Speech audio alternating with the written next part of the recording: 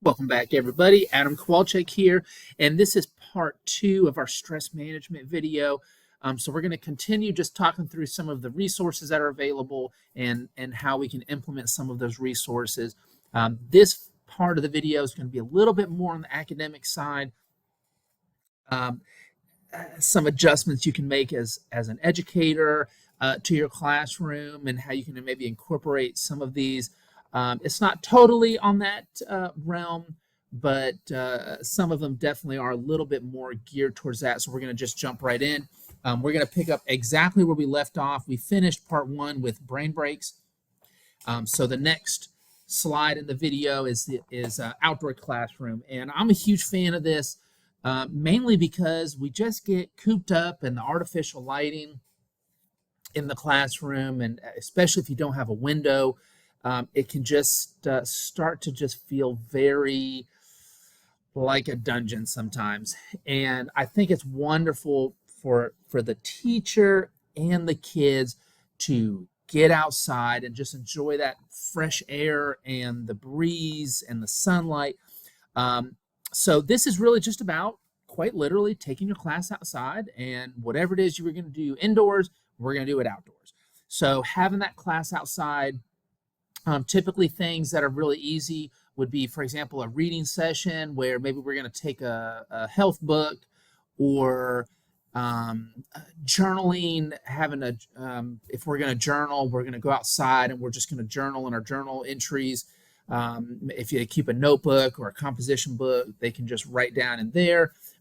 You can start in the classroom. This is what we're going to do when we get out there. This is what we're going to be writing about. Here's your writing prompts. Let's go ahead and write down the writing prompts. Sometimes the kids get out there and they start spreading out. And so I've found that sometimes it's easier to start in the classroom and really just go through, obviously, the expectations. We're not out there to just horseplay or get on our phones. I might make them dock their phone in a little phone holder near the door as they walk out with me, just to make sure that they're not going to be on their cell phones out there. And they just take that pencil and they take that journal or notebook or whatever it is that they have. So we just go through that, and obviously that can be weather dependent. Some days I'm like, man, I'm just really feeling like I want to go outside and just enjoy this beautiful weather we have. So we might just kind of at the drop of a hat, just go outside, and it's wonderful. And I think it's just a nice change of pace for the kids. You're going to get done exactly what you were going to get done in the classroom, but now you're just able to enjoy that. And it's always a great thing. We want kids to get outside more. As adults, we need to get outside more. So this is just an easy thing. And you can also incorporate health lessons.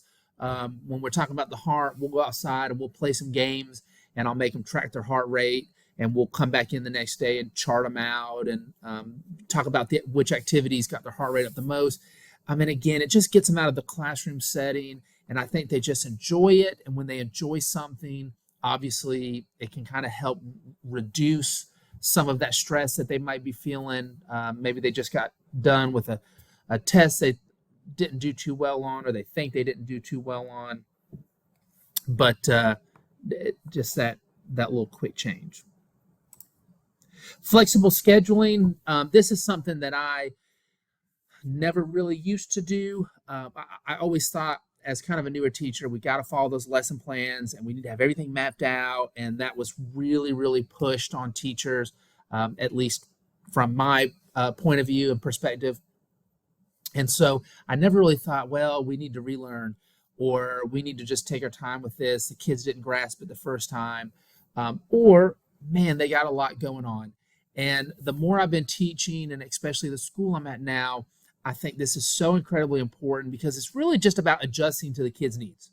So you're going to build this scheduling out based on what is happening. So for example, if we have a really big performance and I know the kids are here every day rehearsing until 7, 8, 9 o'clock, or whenever it is, I don't think that I could justify them going home and having to study for a test when I know that they're going to be at school late, or that performance is going to go till 9 o'clock. Well, by the time they get home and eat and shower and do some of their other schoolwork or finish up a project.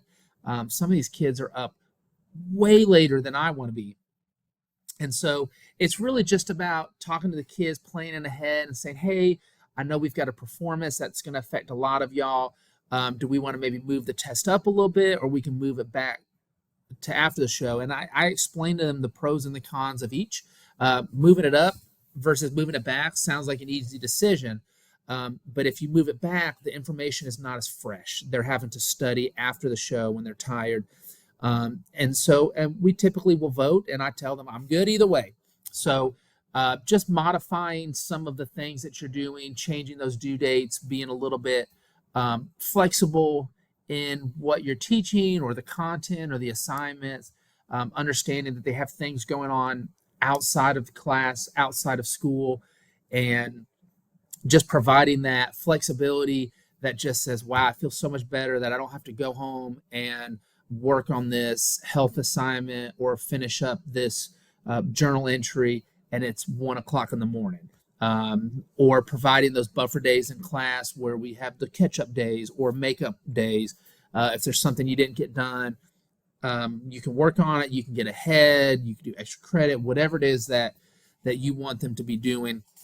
So it's just providing that flexibility, and I think it's so important, and the kids really, really do appreciate. I always tell them, don't take advantage of kindness. That's a good life lesson. So we'll do this as long as I feel that it's valued and that we're getting something out of it. If we're going to come in and socialize, then we don't need those buffer days. But if we come in and everybody's working, like, okay, I can get this journal entry done, I can finish up this assignment I missed, I can relearn, reassess that test I didn't do well on, and we're being productive, then it's something I definitely want to keep and incorporate in my classroom. Journaling, this is something that's so easy and quick to do, and I talk about it all the time. I talked about it in the mental and emotional health resources video, but it requires no time, no prep, no materials.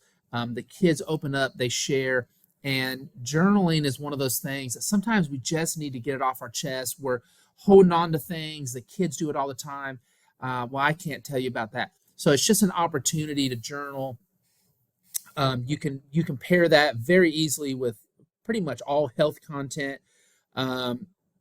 Students can share their journal entries. It could be something that you're going to write down one thing that you would not mind a classmate knowing, and you're going to write down one thing that you definitely do not want classmates knowing, but you just want to tell somebody. So they can share what they want to share. They can kind of keep private, or please don't tell anybody. They can label it. That's what I tell the kids to do.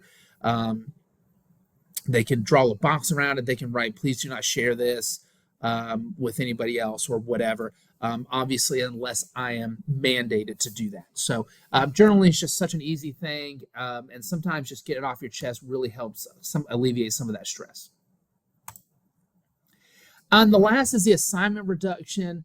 This kind of goes in with the flexible scheduling, but it's really just looking at is it important to do work on? Do they need to know it? But do I need to test on it? And I think sometimes just really taking a look at the student's workload and taking that into consideration when planning. Do they have those other commitments? I give the students one free late pass when applicable, that, you know what, I just had a lot going on. I got in a car accident and I was in the hospital all night and I wanted to come in. I definitely wasn't going to get that work done. So I give them that free pass, and if they use it on something that's insignificant, then that's on them. They won't have that when they actually need it. But just giving that, and we should be assessing students on what they know, not if it's late or not. So as long as within the guidelines and within that realm, are they learning enough? That's the most important thing. As long as you learn what I need you to, then we're good. And again, I think that's just going to really reduce some of that stress and kind of take it off the students' plates. So again, my contact information, please feel free to contact me with any feedback, suggestions, comments, questions you have about this video. And as always, thank y'all so much. Take care.